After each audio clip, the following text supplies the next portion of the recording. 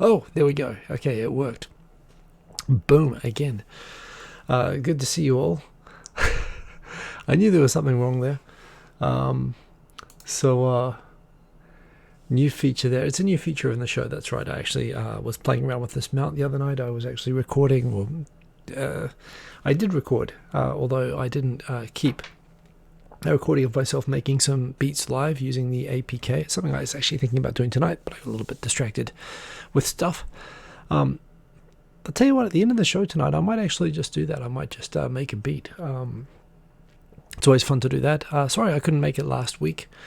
Stuff came up and I needed to cancel at the last moment. It doesn't happen very often, but yes, it happens now and again. But boom, I'm back tonight, covering 2 weeks. Although going through the news topics, it's been a fairly news-wise quiet 2 weeks.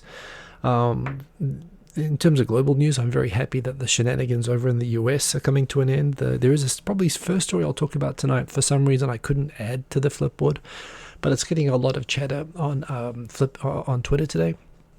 Something which I tweeted, I think today or yesterday, on how a survey found that only 23% of Japanese drivers actually stop for people at pedestrian crossings, and how annoying that is. That is a thing in Japan, so I thought I'd talk about that first. And I'll go through the topics that we have, although of course I know I've said I don't think we've got very many topics this week, and of course we always run over time when I say that, but still nonetheless, even in spite of the 2-week gap, there's not a lot going on. I would like to play some beats at the end of the show, so I will do that.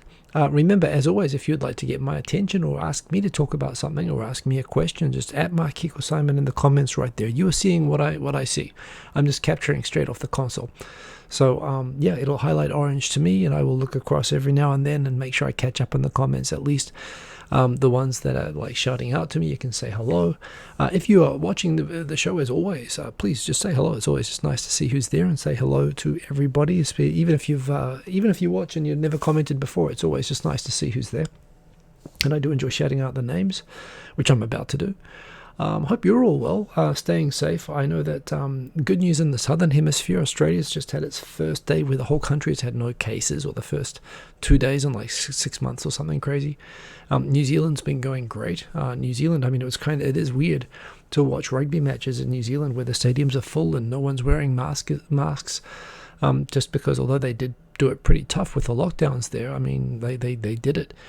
So it shows it can be done. And of course, they're going into summer down there, so hopefully it'll be easier to manage. But there again, in Europe, I know a particularly tough time at the moment. America's a tough time. And Japan, the situation in Japan, I think I got to capture at the end of this today. It's kind of the first and second waves are over. Everyone else is going into like their third wave or their fourth wave. Japan's kind of like in the bottom of what probably would be the third wave next, although it's not quite going up yet. Although that said, yeah, in the stories I've got today, Tokyo is bracing for an increase with winter. There's generally flu season, and there's a concern that that could, the combination of those two things could happen at the same time. So yeah, Shubas expect riots on Tuesday. I don't know. I don't know how people have the energy to have riots on Tuesday. Who cares? Yeah, seriously. Quick commentary just on the US perhaps for a moment. That we'll see how it turns out. I do appreciate that, of course, America, for the people who didn't vote for the government last time, who were the majority of people in America, the idea that the outcome of the election doesn't necessarily reflect what the nation is or what its people think, and I appreciate that. That's true, but at the same time, the government that's chosen legally by the mechanisms that people choose for the countries does represent the people of that country. And it says something about the character of that country. And, what worries me about the US election is that you could argue with someone like George W. Bush, for example, who we all must look back fondly and nostalgically now. What a funny, cute, harmless, well, he wasn't harmless, was he? But, kind of guy he was. The thing about you could always say that he turned out to be a very different president to what people expected. He was supposed to be a very small, quiet, not doing very much sort of a president. His presidency, whether through him or the people around him, became a very different kind of a presidency. But I think what's happened in the last 4 years is that people got exactly what they voted for 4 years. So the question I think that we're going to find out on Tuesday is Was the election result last time a lot of people just venting and feeling like they needed a change? And have they got it out of their system? Or did that genuinely reflect what people were voting for, and realizing that, yeah, you don't need to be the majority to win in America? And the way I see it, one, the government and the way the government has governed has been exactly as you would have predicted before the pandemic, before the current administration. And they've done a lot of the things that they said they were going to do. And the worst things that we predicted they were going to do, they've done. So, it's going to reflect, is this what people really wanted? And is this what America is now? Or was that a little bit of over-emotional venting which resulted in that? And are we going to go back to I'm not expecting it to be good if it's a different president, if it's Biden. I think we're going to go back in a way to the usual bad, but at least... yeah, I understand people wanting to find out, hey, maybe if we just did something radically different, let's just try it and see if it makes things better or not. But yeah, we've found out. So I'm very curious to see from the perspective. I think it will tell the world really what America is. And it'll be basically back to being a very flawed, very difficult and complex, but important country, as it really, should be. Or whether it's really going to become kind of like a Philippines or a Venezuela, or a kind of a country just overrun with just insane politics that just brings down its whole place in the world, which, let's face it, a lot of people in America quite fairly don't want to have.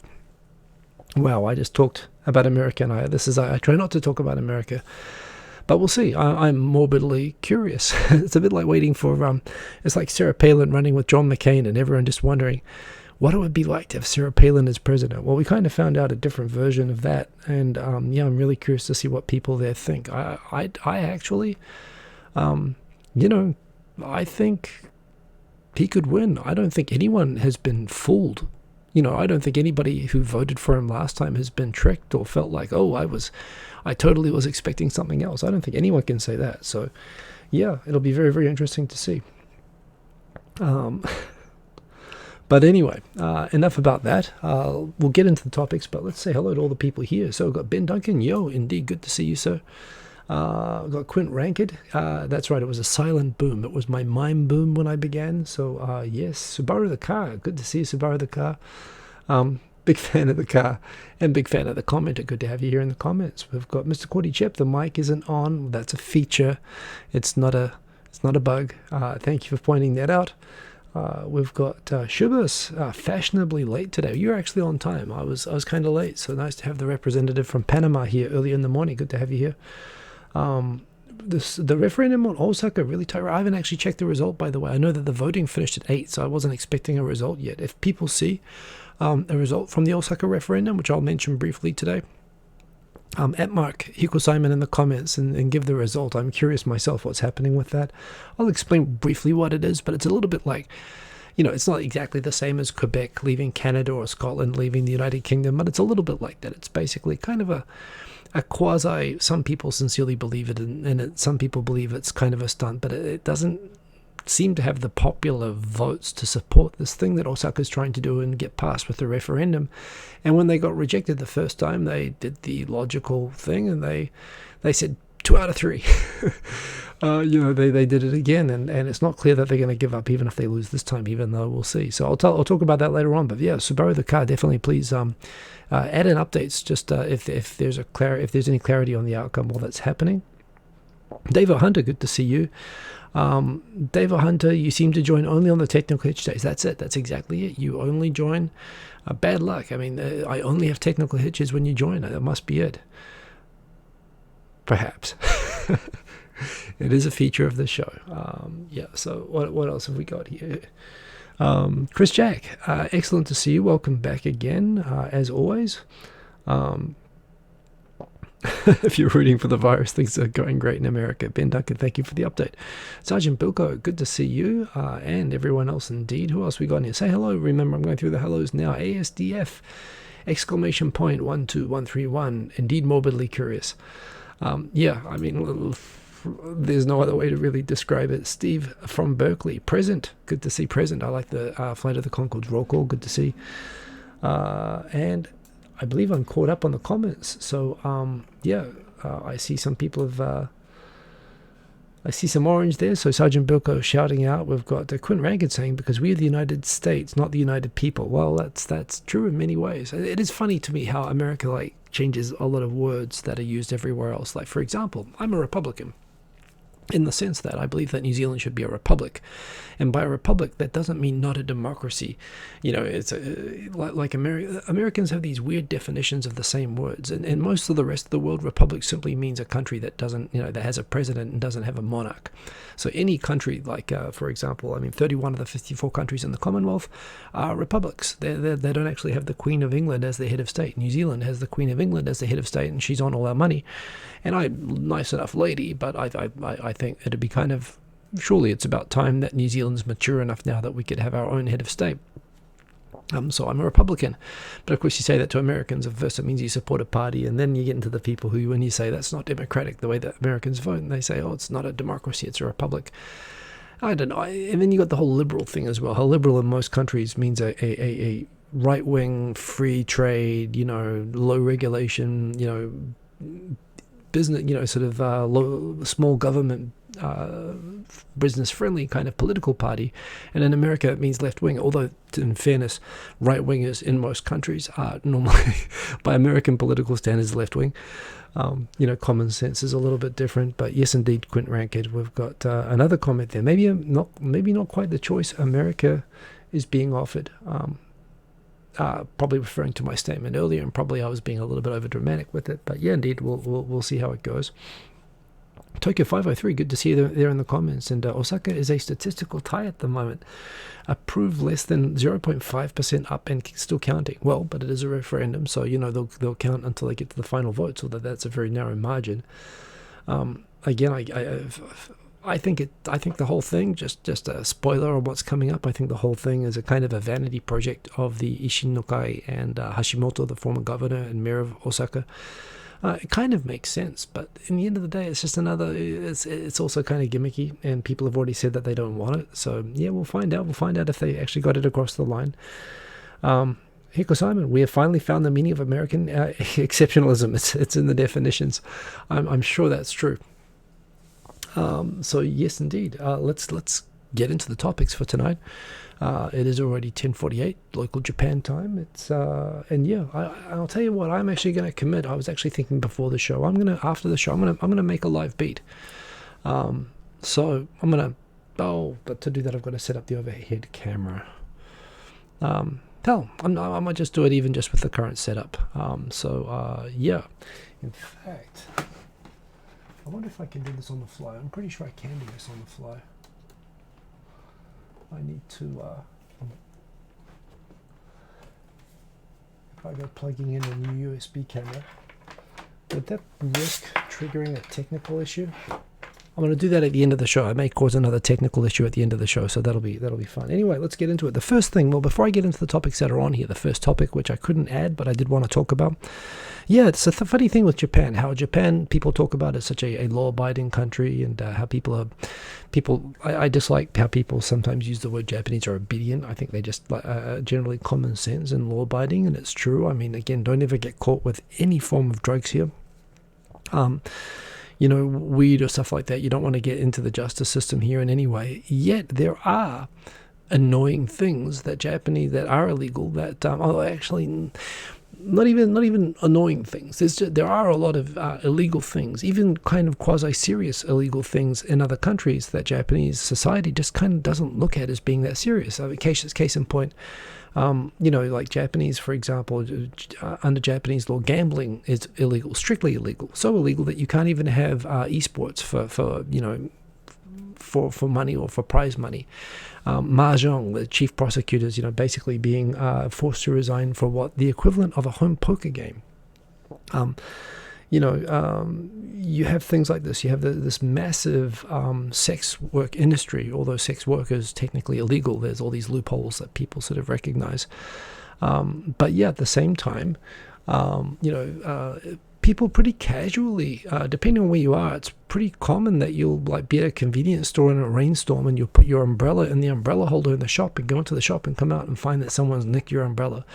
Also common, well, at least I don't know if it's still common now, but it was common when I got here, that to have your bicycle stolen, like their bicycles. And it's kind of funny, people wouldn't take a good bicycle, but if it's like a kind of a cheaper bicycle, like a $50 bicycle, like a mamachari, pretty common that people would just, like, drunk people or whatever, students will just take it, like if they're in a hurry, like they'll treat them like community property. And that's super annoying, obviously, when that happens to people. But yeah, another one of these sort of things, it's kind of funny, like possession or casual use of soft drugs like marijuana is something that you will get in a lot of trouble for, and will put you hard time in prison, and will you'll be treated like a hard drug dealer if you do that in Japan. And if you're a foreigner, you'll have all of that plus immigration detention and so on, which I'm about to talk to you about. But at the same time, for a lot of other things, like I was just talking about, like casual theft and stuff like that, people, they don't think anything of it. One case that's really annoying to me in a way is with driving. Japan, the observance of road rules varies from place to place. For example, in Hokkaido, where it's very spread out and everybody just gets around in cars. Another prefecture, Nagoya. Nagoya is basically the home of Toyota. The whole prefecture is propped up by Toyota and Toyota-related factories. Everyone owns cars, and those prefectures have particularly bad reputations for both road accidents that cause loss of life and just bad driving in general. Nagoya, in particular, does have a reputation for having like the worst drivers in Japan.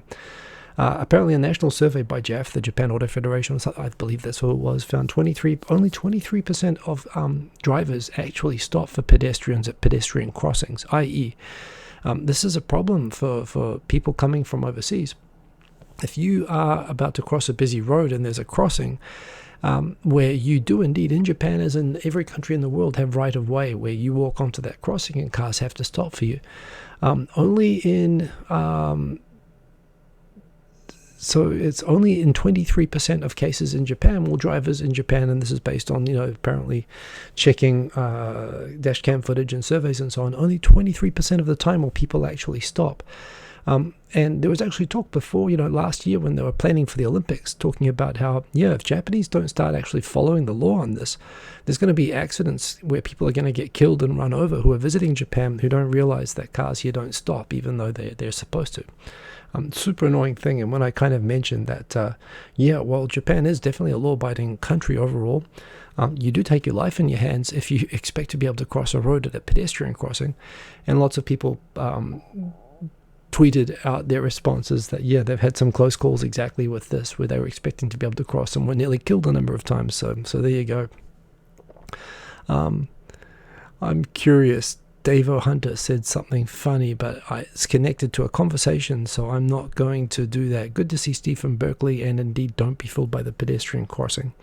Speaking of things that you can get arrested for, before I get onto that, ASDF 12131, I actually have fun walking a bit when a car doesn't seem to want to stop. I know what you mean. I'm a bit like that myself. I definitely do make a point, because I know it is a risk of directly eyeballing the drivers. The idea, because this is the other thing that they do, right? They just try to ignore and pretend. They actually try to deliberately not look at pedestrians, and there is something about if you can try to catch their eye and actually glare at them a little bit. You can at least cause them to feel guilty if they go past you. So yeah. I know what you mean. I do the pedestrian crossing bullfighting a little bit. I will step out and I will stare directly at the first driver coming, and if they don't look like they're going to slow down, I'm going to make a face. I'm going to, I don't think I've ever actually lashed out and kicked a car going by, but I've thought about it. So that's a thing. Tech Art too. Excellent to see you. Daylight savings gets you every time. Daylight savings though.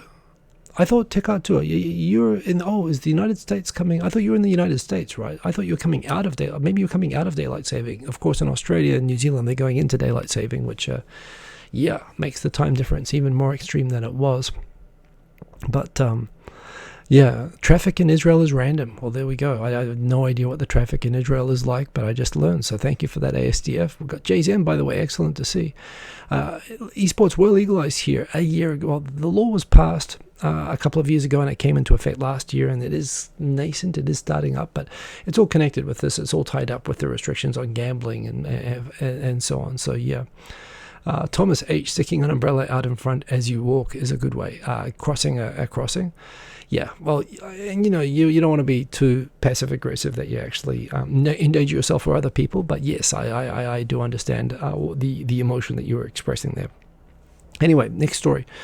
I was talking exactly about reasons why, particularly as a foreigner, while there are laws that do seem to get ignored a lot, there are some laws that you don't want to mess with or get into trouble with.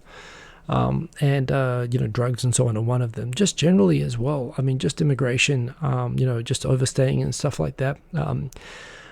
I've had it described to me that, well, we've all learned from the Gon case, for example, how Japanese prison can be pretty miserable. You basically have to just squat in a really cramped cell all day silently. You're restricted from communication. You're restricted from movement. You've got these Spartan Japanese meals and so on. Prison is tough, but it is the Hilton compared to immigration detention.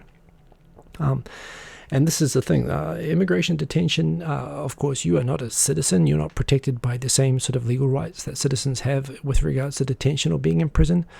And Japan has a problem that while there's very little transparency as to what goes on in immigration detention in Japan, this is typically where you would be sent either because they decided that you were arrested for something and they decided rather than process you through the criminal justice system, or maybe after you've been processed through the criminal justice system, they decide after that they want to deport you. Or if you've actually committed an immigration violation, like you've worked when you're, not on a working visa, or you've overstayed your visa or something like that. If you're ever in a situation like that, I would suggest, again, they'll typically try to say you've got to leave the country and you've got to pay for a ticket and you've got to leave immediately. And if you're ever in that situation, you should do that. And that typically means, I believe, you're not allowed to return, depending on what you're being kicked out for. I believe if you are deported, you're not allowed to return for 5 or 10 years, or I believe it's 5 years or something like that. And you should do that. However, there are a lot of people, for various reasons, not least of which having family and jobs and so on here, that they appeal and they want to stay, or they can't afford the ticket to leave, or for whatever reasons that they want to, detain you. In these cases, they will send you to immigration prison. And there are cases, including this of an Indonesian man being talked about in this Gendai. It's a tabloid newspaper. I don't know if this is Nagoya. There's one, the one in Tokyo is near Ibaraki, apparently. I have a friend who is a lawyer who has advised people in these sort of immigration cases, and she has described that prison as an outer circle of hell.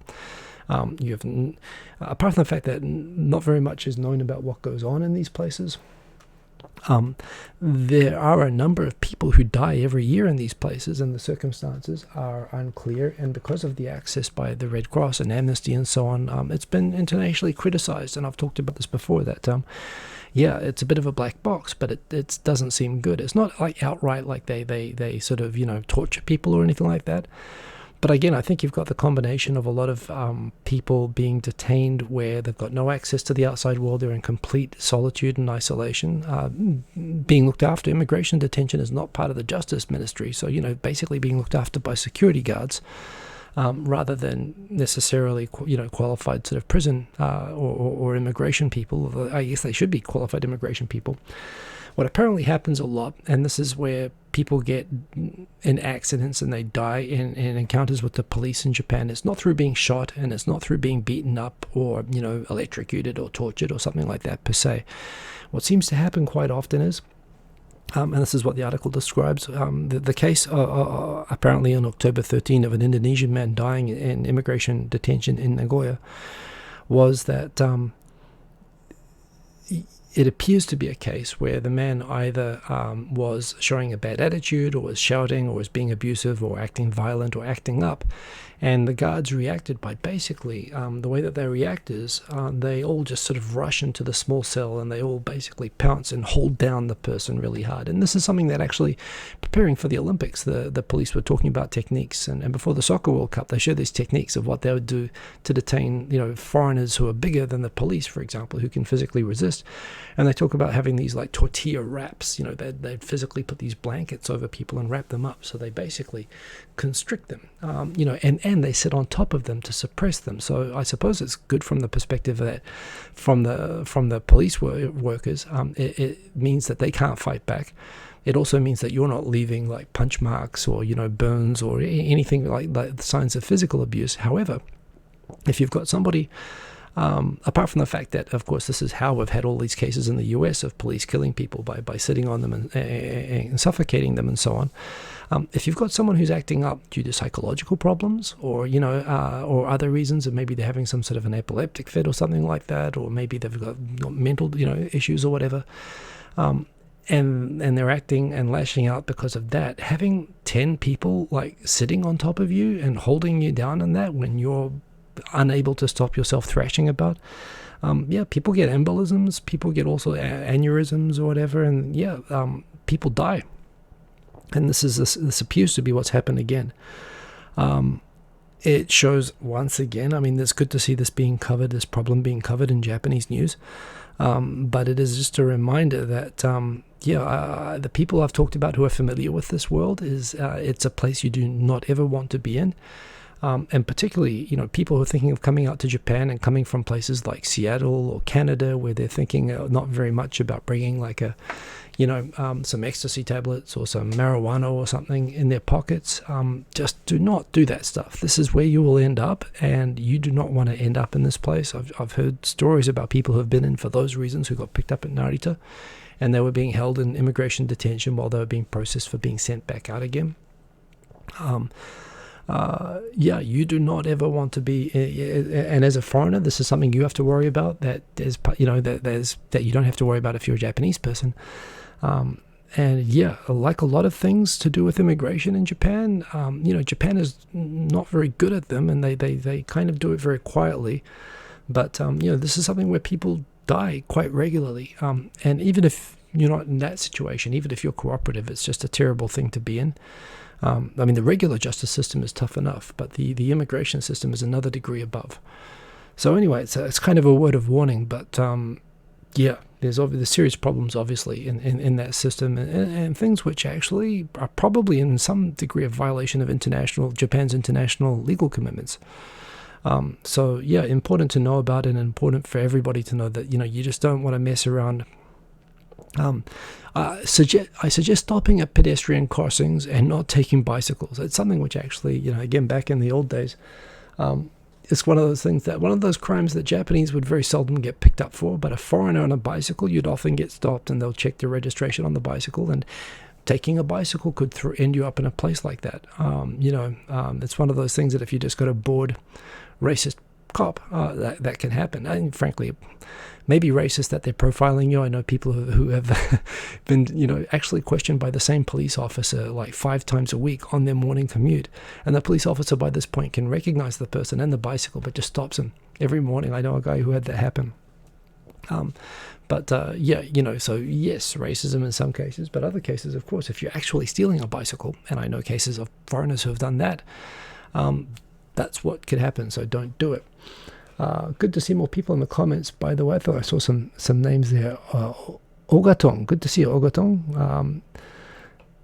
And disapproval side 1 in Osaka. Again, second time, so strike 2. I mean, seriously, okay, well, that thank you for the update, Ogatong. And seriously, what are they doing? Quick one here. Minister Kono, he's kind of it's weird to say. I feel kind of weird and dirty saying that there are politicians that I like, but I kind of like this guy. He kind of came across, his star rose a little bit where he became the Minister of Foreign Affairs, where he had like this Twitter account where he would say weird things, and he kind of has this kind of sense of humor, and at the same time, Budley Salterton, good to see you again in the comments as well. Yeah, Kono-san, he kind of would show in the Ministry of Foreign Affairs thing, on the one hand, he's clearly a nationalist, and you could argue that he was being too tough on Korea and places like that, although at the same time, I think he was basically putting Japan's side, appropriately and so on. He has a way of really annoying people, but I think he's got a good sense of humor, and he's kind of smart, and he's making he has an opinion, and he's doing things, and he strikes me as an interesting guy. And then they shifted him from that kind of high profile role to the Minister of Defense, and like the first thing he did was he actually broke off a multi-billion-dollar missile defense shield contract for the Aegis Onshore with the US. So hey, not that much, Des. Good to see you there in the comments. Good evening. So yeah, he kind of immediately caused a stir, upset a lot of people in the LDP, including Abe's main rival, Ishiba, who then lost the leadership election afterwards. So he kind of stuck it to him, and immediately sort of started to do big things around defense. And so they moved him around after that. Like, he was barely in that role a few months, and it's hard to tell. It struck me as when Suga became prime minister, and they moved him into the new portfolio of the minister for regulatory reform. On the one hand, it was like they realized that he was kind of popular and kind of doing well, and they didn't want to move him out of the spotlight. They needed to keep him in the cabinet and keep him in a visible role, but they didn't want him to be in foreign affairs anymore because he was catching too much spotlight. They didn't want to put him in defense anymore because he was doing things that were sort of annoying people. So I guess they thought it would be safe to put him into administrative reform. And immediately he declared a jihad on Hunkles and faxes. And he's kind of found a way even from there to steal the limelight, where you've got the Ministry of Internal Affairs and Communications declaring that Japan's going to set up a digitization agency, and everything's going to be in the cloud and all IT based within 12 months. And then METI wanted to compete with that we're about to talk soon, by setting a goal of having Japan become carbon neutral by 2050 and reforming its whole energy, consumption and generation system or whatever. He's matching them basically by saying that we're going to cut all hunkles for schools, for paperwork, for driver's licenses and divorces and whatnot. And right after the carbon announcement, he came out and said, and we're going to try to reduce all the paperwork around renewable energy so that it's easier to do because there's so much stupid bureaucracy, essentially attacking the ministries that are trying to get the credit for these sorts of things. Like, basically, when METI is getting credit for increase, for pledging to increase renewable energy, he's immediately saying, and we're going to make METI stop giving you all of that stupid paperwork. So he's kind of found, and it's a fight again, which everybody is like, oh, why weren't we doing that all along? And he's kind of found a way to create a kind of a populist platform for himself out of every job that he gets, which is kind of fun to watch. I kind of like what he's doing. So yeah, he's been an interesting guy to follow. SDF. Thank you. Maybe you can talk about Israeli politics one day. I'm sure. What little I know about it, it looks a lot more dramatic, perhaps, than Japanese politics. Japanese politics, yeah, superficially is not interesting, but I do this because there is actually quite a lot of interesting stuff going on. I mean, this guy's a real sort of character. I've talked about different episodes. Like where he, I loved it when he was the Minister of Foreign Affairs, and basically Korea was still going through its trying to put on the show of disliking Japan and reluctantly talking to Japan. So like the Korean Minister of Foreign Affairs went to go shake his hand, and she's kind of like got you've got cooties kind of the stern looking face and the kind of the limp wrist kind of handshake, and he's just yucking it up. He's just huge smile for the camera, beaming, yes, and you can see he's literally like, screw you, while he's doing this. And same, he did it to the Americans, and now he's doing it with the Hankos. He's actually, he's an interesting character. This is interesting stuff, even if no one believes me. But there you go. Editorial here, but it's worth pointing out again that I've talked before here and on other shows on the sustainability podcast as well about how the womenomics of Abe, the attempt to get more women working in the economy by enabling more access to childcare, by pressuring companies like, for example, through the Keidanren to open more positions to women in career advancement for women and not put them in jobs where they're just sort of stuck being like office staff and whatever. In spite of the pledges from companies to put on a good face and get more women in the companies, it still is invariably that they're in jobs which are temporary, and they are the first jobs to be cut during the pandemic. And the editorial here on the Nikkei Shimbun pointing out correctly that although there was a sort of a superficial improvement, it really wasn't structural or deep or sustained enough, and that's really being shown up right now. yeah, Japan 121st in the World Economic Forum's Gender Gap Report 2020. 70% of the people laid off of the with the current workforce, 70% are women. I think this is talking about the number of, disproportionately affected by layoffs and so on. So, again, it shows that there is another challenge here, which the government's taking on some big challenges, but it looks like the big challenges that Abe declared that he was going to make ground on, like gender equality, he hasn't made ground on at all. And maybe that's a warning for the other goals that we have. This is just an interesting general topic. I do love following. I've kind of gotten on a, hey, Kang and Kodos, good to see you. Did you miss anything good? No, you just missed all the normal stuff. You did miss some exciting technical issues from the start of the show. Good to see you, Kang and Kodos. Also, good to see Nick F. Howdy, good to have you here in the comments. Just a random thing. I'm enjoying following the electric car stuff lately. It's just so crazy seeing how the times improve on the 0 to 100s, how the now not only Formula One is electric, but the off-road racing, the Pikes Peak cars are setting new records all the time. And all these cool new cars that are coming out, from car brands that I've never heard before. So I find it all fascinating. A lot of talk about and the completely new technologies just rushing ahead. It's like they just invented the Model T all over again. I find this just very interesting to follow. Interesting, legitimate point right here that while I think it's great that there are lots of electric cars, those electric cars are, of course, only as clean as the electricity being put into them. Same also with hydrogen, for example.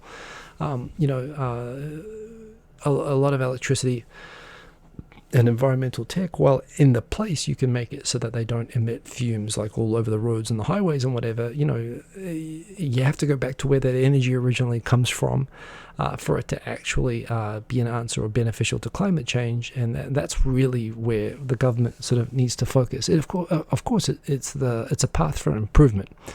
And in the case of Japan, although at the moment there are still no operational, nuclear power used to make up something like, I believe it was like 30 to 40% of Japan's power before the Great East Japan earthquake. And right now it's down to zero. And again, I do believe that the priority of combating climate change or human-caused climate change and the need to reduce emissions actually outweighs, as much as obviously we should in time have the best technologies and the cleanest technologies and so on to be able to address those problems. I don't think that we should wait until those technologies are affordable and feasible to wait to and delay implementing solutions that we have now, which include nuclear power, for example. So at the moment, if you charge a car in Japan, there's like an 80% chance it's being powered by fossil fuels, even if your car is electric. It's a good point.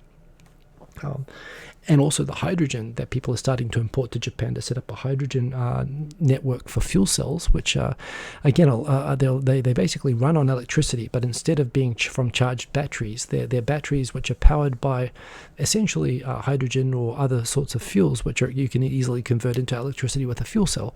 The advantage being that rather than waiting 30 to 50 minutes to charge your car, you can actually recharge your car by filling it up with hydrogen again, which would take about the same amount of time as it would take to fill up a car with gas. And that's what Japan's sort of been focusing on. However, the extraction technologies for hydrogen as well are energy intensive, and sometimes the hydrogen itself is often now being extracted right now from fossil fuels, actually, with carbon as a byproduct of the extraction process. So you get a clean fuel that actually which can be imported from outside of the country into Japan. It is a solution, but outside of the country, if it's of course adding to the problem, then it's not a great solution. But these solutions are going forward. It is super exciting to see how fast it's racing ahead. And I think any kind of progress is good, but of course it's not a panacea. It's not a solution to everything. All of that said, it's kind of weird to me. I owned a car when I was 15 years old. I could drive at 15 in New Zealand. I drove to high school in a beat-up Triumph Dolomite that was the same age that I am. With a bent chassis. So if I ever let go of the steering wheel, because it had been in a head-on crash once that had bent the chassis, the car would just like lurch to the right, which in New Zealand or Japan is the direction of oncoming traffic. So I was basically constantly driving, forcing the steering wheel to try not to veer into oncoming traffic. That car was a death trap, but of course it got me through high school. And I thought when I came to Japan I was going to buy cars like crazy, but I live in Tokyo. I haven't needed one. 22 years. I've never bought a car here. But I really do think I am going to buy a car, and I'm pretty sure it's going to be electric. And I'm pretty sure probably by the time I buy one, which I think could be a couple of years away, it'll be self-driving as well. And I'm super excited by that. Tudum, good to see you. Hey, love my weekly program. Teaches you. I'm glad it teaches you a lot. Good to see an unfamiliar comment name. And Ben Grant, excellent to see you there in the comments as well. No butter rant, by the way. But Quaddy Chap, wait for it. Band test. Yes, you can see band. The algorithm knows my likes and dislikes there. Aaron, excellent to see Aaron, by the way, as well. And Degens Konto, excellent to see you. Yeah, no, thanks for all the nice comments there. Degens Konto, you drove an electric Hyundai Kona yesterday. That thing was like a rocket with 220 kilometer range. And of course, now they give like up to 500 kilometers. I think 300 is like the sort of standard, but the Hyundais are out there. I think there was a big recall of those cars recently in America, but first generation stuff, I did laugh. It was a little bit, I shouldn't laugh, but it sounds like the electric Hyundais have the same problem as the Galaxy smartphones, like they just juice the batteries a little bit too hard on those things, and they start fires. But again, it's all brand new technology, so yeah, I'm sure it's going to improve. But yeah, good to see Aaron. Good to see Tim the Agent Inc. Boom. That's right, early in the US, because apparently you guys have daylight saving, which, yeah. By the way, on daylight saving, small thing, New Zealand has it. Australia generally has it, but Queensland, where my mum lives, doesn't have it. And Japan doesn't have it. So it means that all year the times are the same between here and Queensland, and it's only an hour apart, and that makes it very easy for me. I am an advocate for, I feel whenever I hear people arguing against daylight saving, particularly in Queensland, where people talk about how, having an extra hour of sunshine will fade my curtains faster, as a reason why that state is basically like the Texas of Australia, as to why that state still refuses to have it, or to fluoridate water. Yeah, lots of conspiracy theorists there. It's kind of stupid, but at the same time, I must admit the changing the clocks is mightily confusing. So yeah, good to have those of you who are joining. Yeah, by the way, not that much. I loved my Triumph Dolomite. It was a good car, but and you know what? I actually would have loved to have a Triumph Spitfire. That is a beautiful car. I mean, of course the mechanics are crap, but I still, as someone who could only afford a car that was basically $300 or $400, and the name, the Spitfire, I thought they were cool looking cars. Of course, they were crap at engineering, but yes. Anyway, I digress. Electric cars. Yeah, the Ministry of Labour did a survey. I've talked often on this show about I've been criticized actually on Twitter for calling it a slave labor visa program, but that's basically what it is. Japan has an internship apprenticeship visa program. Ostensibly, the purpose of the visa program is to allow people to come into Japan for the purpose of learning skills, basically on an apprenticeship basis to take back to their countries. And the idea being that it could be a way for Japan to improve ties with other Asian countries, where in exchange for bringing in young people to learn Japanese agricultural technology and manufacturing technology and take back to their home countries as skilled workers and benefit those other countries. And Japan agreed with a whole bunch of countries that they will give visas to Indonesians and to Vietnamese and to Chinese and so on, as a way to basically welcome in young workers into Japan on a temporary basis, in order to learn skills to take back. All sounds like a good idea, the Japanese version of The Apprentice, it turns out. What it was really all about was in these rural factories and these rural farms, the combination of there being depopulation, no young people, all the young people are going to Tokyo, and the young people that are there, a lot of these jobs and industries, a lot of these agricultural industries and a lot of these factories there rely upon people who are there because they are in family businesses, or they're basically, or they're in old-fashioned style apprenticeships where they would live on site and they would get paid below legal wages. A lot like, for example, with the sumo bayers or whatever, where you have people being trained as sumo apprentices. You're basically kind of a slave. Japan's always had rural parts of Japan. The economy in Japan is always depended upon this kind of slave labor that existed for Japanese people under these sort of apprenticeship systems that they had, where you would basically be almost like the property of these factories and farms and so on. Yeah, with those people disappearing and the economics being dependent upon finding people who will work at those sort of wages, they tried to find replacements from foreign people. And of course, you have a lot of people who see the advertising for an apprenticeship. Hey, I can go to Japan and develop skills of, modern Japanese style agriculture or Japanese style manufacturing. And I can bring, pay up, I can work, earn some money in Japan and come back and set up a business in Vietnam or whatever. What's actually happened is these places have come in where the people that it's been run for these places to basically have workers that they overwork, underpay, and detain. And so many cases have come up. The types of things that have even been reported extensively in mainstream Japanese media of people, often it comes up when there are crimes, when the workers actually murder or assault or they run away. And most of the reporting around this visa system, there's something like, what is the number of people? It's like 450,000 people are in Japan right now under this visa. It's been very successful in terms of how much it's attracted people, but there's such a high runaway rate. And rather than investigating the reasons that these people are running away, often the abuses that they're subject to, they're actually more concerned with, it's literally like reading about runaway slaves. That the police are looking for people who've run away from their employers. Cases of murders where people have murdered their employers. And the stories that come up around those consistently are being worked to death night and day, not being paid any money or being paid, not being paid any overtime, just being paid fixed wages based on like 8-hour 5 days when they're actually working 20-hour 7 days, having their passports taken away, having their sort of money and possessions sort of taken away from them to stop them running away. As well as physical abuse and so on, and things that arise from communication difficulties. It's been kind of a disaster of a program from that respect. And I've been talking on this show for ages about how the unwillingness of the Japanese government to make sure that and this is the thing. You could say on the one hand, the Japanese government should be worried about Japan's international reputation, and it should be going around and policing employers to make sure that they're treating the workers properly, because this is really going to hurt Japan's international image when these people go back to their countries and they talk about what Japan is like from this. But at the same time, the Japanese government can't really do that, because this whole visa system was set up by design from the outset to replace the Japanese indentured workers that are disappearing from the country towns precisely because this sucks so much. So it was kind of set up with the intent of creating illegal slave type labor in Japan, and when it's being worked out that way, it's getting these bad results. So finally the Ministry of Health, Labor, Welfare, after years of all these claims of illegality and abuse of all of these workers, actually did a survey. So there are 410,000 trainees in Japan right now in 9,455 registered businesses.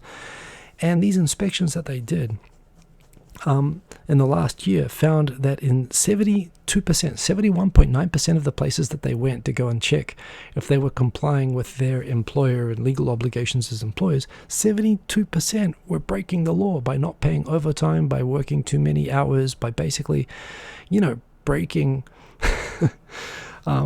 labor laws. Breaking the law in terms of how they're treating these people. And yet the only thing that you've heard is the Ministry of Justice being concerned about detaining the ones who run away. Yet when people are being paid hourly wages of 400 yen and worked like more than 100 hours overtime a month, just crazy stuff. So not a bad idea for a visa system, but it's insincere in how it's being done, and it's a problem. And there aren't many people from first world countries or English-speaking countries that I've heard of that come to Japan under the system. I think it exists. I think it's an option. But believe me, if you hear about a farm stay or something I'm sure there are farm stays that use this visa type, be really, really careful. And again, this is something that the Japanese government just has to fix. Next story. I think I've talked about this before, but just to repeat, that Japan has this kind of science council. It's basically a council. It's a committee of counselors who are basically academics and science experts and experts in different sort of fields. It was set up like in the 1950s, basically, to advise government. It's basically a ready-to-go panel of experts. It's got hundreds of people that sort of sit around. They meet for regular committees. They have subcommittees that explore different areas that could be beneficial for Japanese policy. And the idea is that when a ministry or a government wants to put together a policy on something, or they want to research something about, for example, renewable energy, what kind of energy should we have, they'll go to this council of experts. and they'll often use them as experts to come and speak in these sort of committees. And this council works on a basis where the council kind of has independence from the government, but at the same time, the appointment process has always been that the chairperson of the committee will every year come up with nominees for new members based on how being distinguished in certain fields of academia or research. And that list would be submitted to the cabinet, and the prime minister would approve the list, sign off on the list, and it would be, and these people would be added. And this is basically funded by funded Japanese government agency, but is independent from Japanese government itself. And there was debate apparently in the 50s when the law creating this entity was passed as to whether that meant that the prime minister would actually have a veto or be able to influence the appointments to this council, which has hundreds of people in it apparently.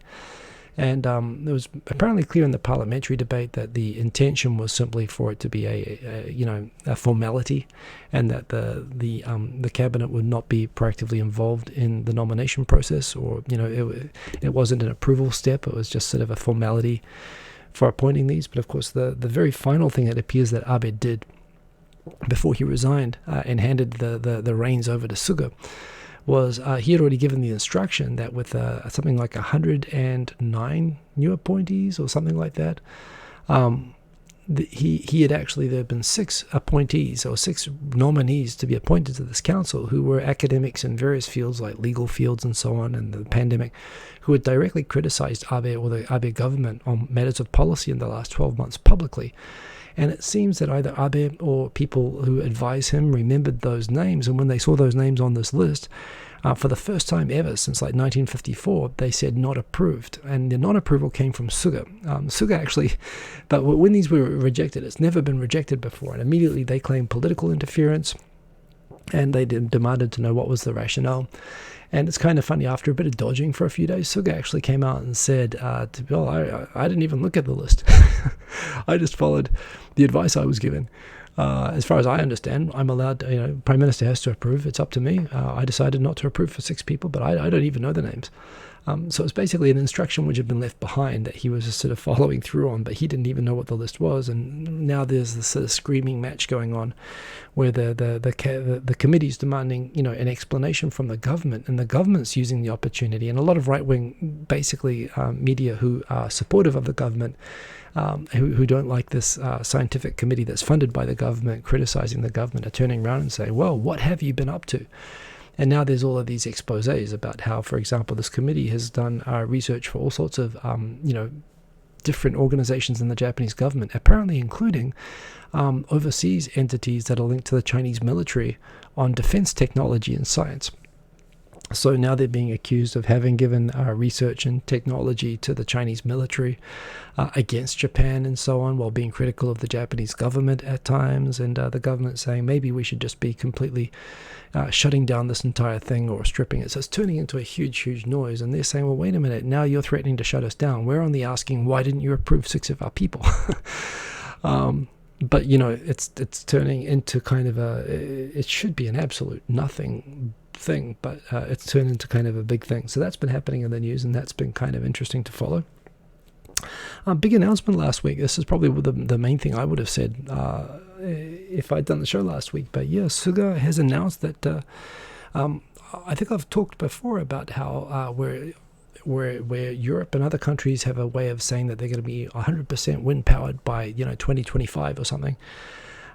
There's a tendency, I think, in Europe to state unachievable goals. The car emissions are a really good example of this. There was a lot of, we're better than you kind of things, particularly towards America, how America was dragging its feet on emissions rules, and Europe was seen as being more progressive. Of course, it turned out that the European car manufacturers and countries were meeting their emission standards, which are much stricter than the US, by cheating on the tests, or at least the car companies were cheating on the tests. While everyone was believing it was a result of superior car engineering. So there is a danger to setting targets that are unrealistic, or not really achievable, that they can blow back on you. And I always I've said this before. Japan doesn't really do a lot of setting flashy, ambitious targets without substance, but they do plod away at things. But it's been notable that in recent years, where there was a time when I was working in renewable energy policy 15 years ago, that Japan really was still following the Kyoto Protocol in 1997, that Japan was really making real progress and was really focusing on emissions as a real sort of a target. The priorities really completely fallen out in recent years, and like the rest of the world, it seemed like Japan had just sort of lost its motivation. And credit to it. It's kind of my take on this, however, is that whereas there is this huge rivalry in Japan between the Ministry of Economy, Trade and Industry, which looks after energy, and the Ministry, IT and Energy, and the Ministry of Internal Affairs and Communications, which looks after IT and Communications. The Suga has kind of been a patron of the Ministry of Internal Affairs and Communications. So he basically came in saying that the top priority of the government is going to be policies that are oriented around the Ministry of Internal Affairs and Communications, i.e. everyone's going to use cloud-based, internet-based technology. We're going to digitize government. We're going to lower mobile phone fees and so on. These are all things that basically put that ministry that he's very close to sort of at the center stage of government. And my take is that the Ministry of Economy, Trade and Industry, which under Abe was sort of like the main superstar ministry, they were feeling a bit left out. So they kind of clapped back by saying, okay, we're going to be carbon neutral by 2050. 2050 is a long way out, but there's a lot of, if you take that seriously as a goal, there's quite a lot to be done in that time. But right now, they're actually going through the new energy mix policy, which happens every 3 years, the update to that. And the minister said to the ministry, well, you guys want this. Dazzle us. You've got to come up with something, achievable and doable. So they're putting a lot of pressure on that now. And, I think with everything else going on, one with the nuclear power plants likely to come back online, the advances being made. I've been talking forever about how Japan's real problem for, hey, Wingstar, good to see you. How Japan's really got to look not just at installing more windmills, a great thing, do that, but really they can't install that many of them unless they actually upgrade the grid that they're connected to enable more to be installed, right? And, there's a lot of very unsexy, very expensive infrastructure, the grid for a start, that just needs to be fixed in order to lay the groundwork for all of this. Setting a goal like this forces the government to actually do the things that need to be done, and not just, going and taking photos beside a windmill and a solar farm. It means they'll actually look at the whole problem. So I'm actually, and I do think that at least the Japanese government, which is generally not run by the politicians and the elected people, it's run by the unelected bureaucrats. But they take these sort of goals when they're made publicly. It's their necks are very seldom on the line for anything, but they are when they set these sort of goals. That's why they don't like to make them. So it'll be interesting. It's we saw with womenomics, for example. Numbers could be achieved superficially, but not in the way that's stuck, and that's kind of come unstuck. So just because you set these goals doesn't mean they're going to happen at all. And these are hard goals, but I think it really is an exciting time right now, the way technology is rushing ahead. And I really hope that Japan can do some dramatic stuff about that. On the other hand, there's a case here of a lot of solar projects are actually resulting in people chopping down forests and so on, and considering doing that in the right way. It seems at the moment there is a really big push from the existing fossil fuel and nuclear industries in Japan. The fossil fuel industries are really doubling down, saying, okay, we're going to be compliant, but with hydrogen. And I think hydrogen can be obtained a lot of ways, not necessarily through fossil fuels, but it is a good transition technology, and it enables it's relatively easy to retool for a lot of the economy. So I'm not against it. And you've got the nuclear industry, which of course is enormous, but it also is actually a solution. But yeah, they're also and fine, state the merits of your technology. Attacking other technologies is a bit off, but at the same time, and for me, was this question, I suppose. On the one hand, if it's beneficial and it addresses climate change, chop down the trees and put in photovoltaic, farms. But at the same time, I suppose if you're getting less benefit than you would have from having the forest, then you shouldn't do it. They should be doing the math on this, and this is where there should be better systems. But yeah. Aaron, when's my next collab with JJ? We haven't scheduled one yet, but we've kind of loosely agreed that we're going to do one a month. So I suppose that would be 2 or 3 weeks from now. But as you point out, I think we'll have a lot to talk about the next one. There's pretty big announcements. It is interesting to me how JJ correctly as the I would say the more environmentally idealistic of the two of us, that she for me I strive for being really pragmatic. So I'm open to to me, fixing the problem is the first thing, and I'm okay with there being sort of middle steps, whereas she's obviously not as comfortable with the idea of even hydrogen, which is interesting to me, but also nuclear power, which is understandable. But there are a lot of environmentalists actually who have come out and said that while being anti-nuclear was sort of like a cornerstone of being an environmentalist for most of the 20th century, if you're really sincere about seeing, if you take yourself seriously, that climate change is the biggest threat facing human civilization right now, which I think it is. I think, we should aim to get rid of dirty nuclear power. We should try to find, fusion and other ways of doing it that are cleaner in future. But in the meantime, I think you got to take what's on hand to fix it. So, this is where I love talking with her about these things, because she thinks really deeply about them, and I like the fact that she doesn't agree with me either, and it's kind of good, and it forces us both to get all the stuff on all the sides, and it's just a really interesting time. So definitely do check out the JJ Walsh channel, where I'll continue probably every 3 or 4 weeks doing another show with her, talking about this stuff in more depth.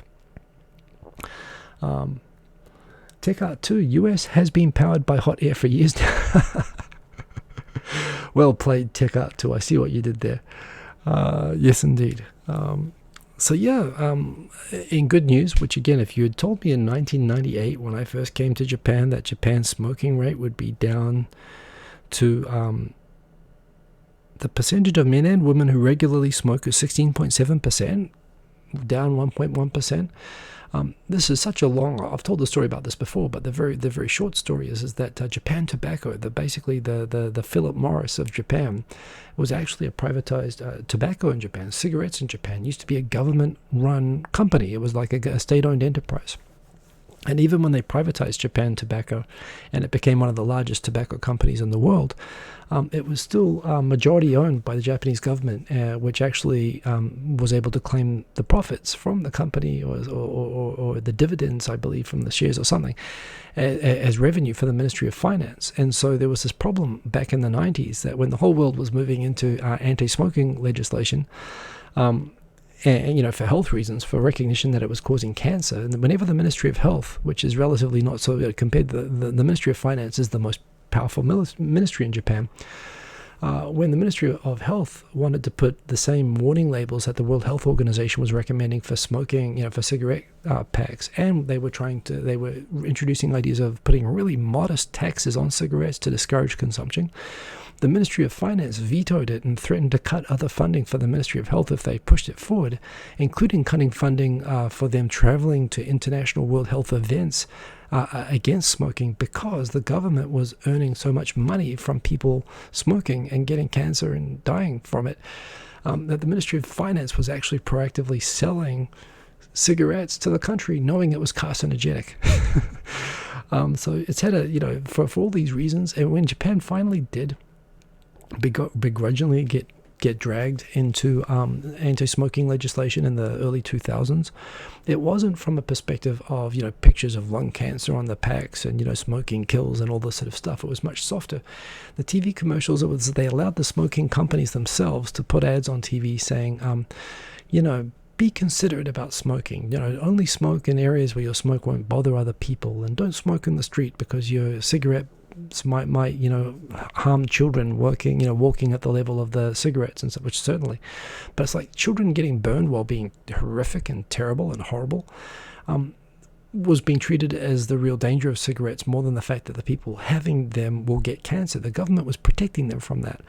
So even though there was this kind of campaign there was a campaign more to improve the manners of smokers rather than to actually try to eradicate smoking as a public health risk. However, it seems to be that this whole late manners-based anti-smoking thing worked. Look at that; it's down to 16% when it was crazy high in the past. I wonder if they've got an old number there. But those numbers are going down, and it's a good thing. And I never thought it would happen. Farmers in Shizuoka are suing to stop the maglev. The maglev promised that they were going to redirect a river without causing a disruption to the supply of fresh water to the tea farms in Shizuoka Prefecture for the maglev line between Tokyo and Osaka. And when they found out that the construction company did not do as they promised and divert the water in a way that was going to protect the water flows, the prefecture intervened on the side of the farmers and basically brought out injunctions to stop construction of the maglev, and it's been held up for a year. And it still is on hold now. And the planned launch of the maglev, which I think was going to be like for 2024, is now not going to be achieved. And that money for the building of that is from tax money from the Ministry of Transport. And with the delay in this, it's going to be cost overruns and delays. And the Ministry of Transport's come in and tried to pressure Shizuoka and the farmers and everyone to settle and allow the maglev to get built. And they're all digging in and saying no. So Japan can't build a maglev because of a river for tea, which is kind of fair enough. But this week on Thursday, I got on a train for the first time. I went into my work. I was the only one there. It was dusty. I got hay fever in the office. I'm actually much more comfortable working here at home. I needed to go in to drop off some stuff, and I was just kind of curious to see what it was like to do the trip. But that was kind of a thing. It was kind of crazy. That was like 7.5 months with no transport whatsoever. So that was a thing. Busybody culture. I said I'd be short. It's not short, but I'm going to wrap up.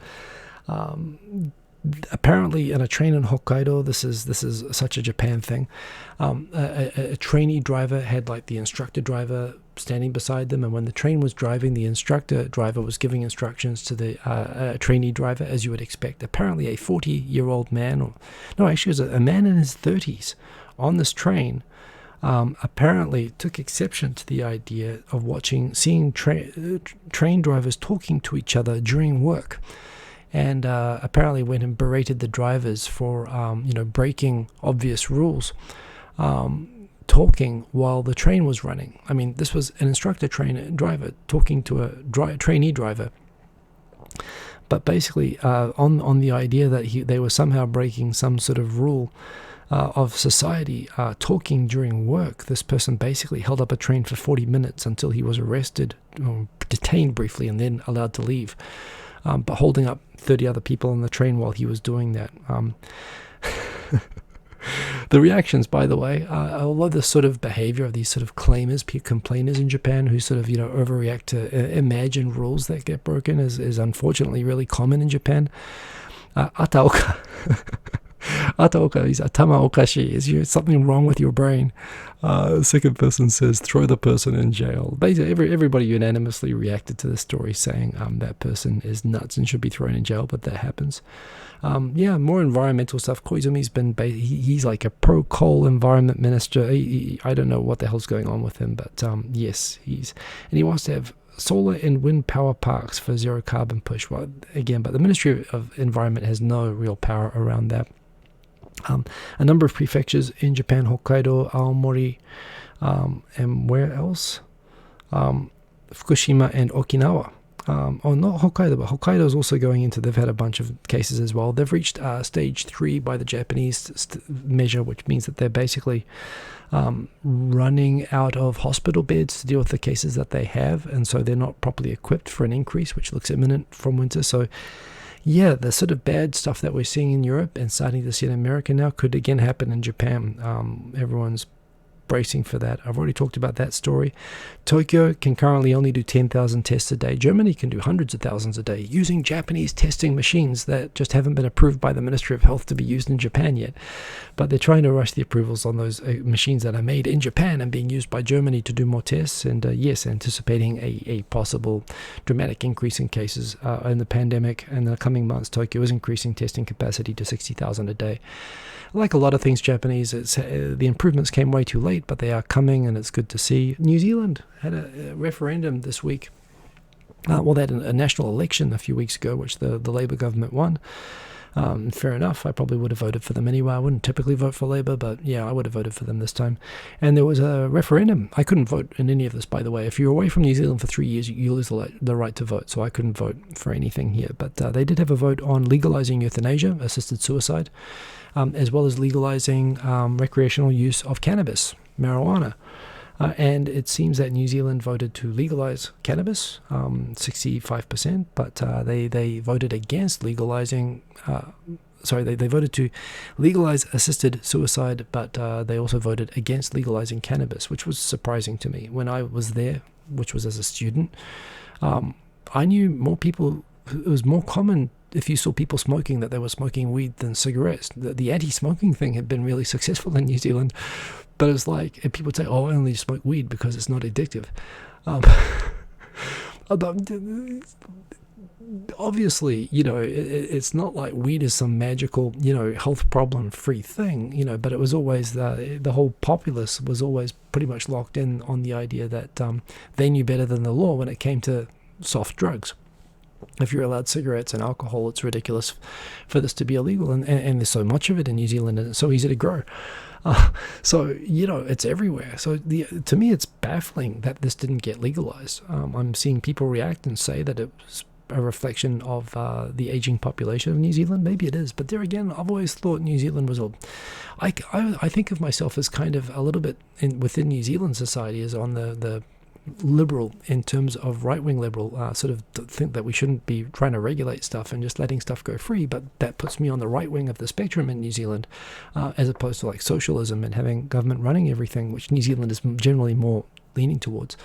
So I think New Zealand should be a republic, and I think that New Zealand should have a flag without the Union Jack on it, and I think that we should have a national anthem that doesn't sound like a school song, and I'm perfectly fine with legal weed. I mean, even if I don't smoke or use it myself, I think it's a silly thing to regulate.